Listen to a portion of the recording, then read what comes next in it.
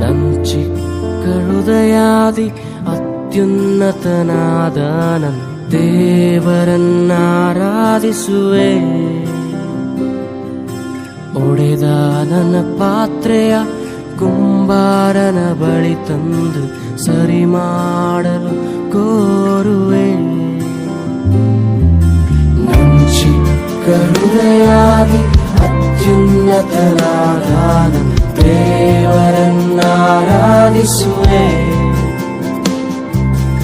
ಒಡೆದ ನನ್ನ ಪಾತ್ರೆಯ ಕುಂಬಾರನ ಬಳಿ ತಂದು ಸರಿ ಮಾಡಲು ಕೋರುವೆ.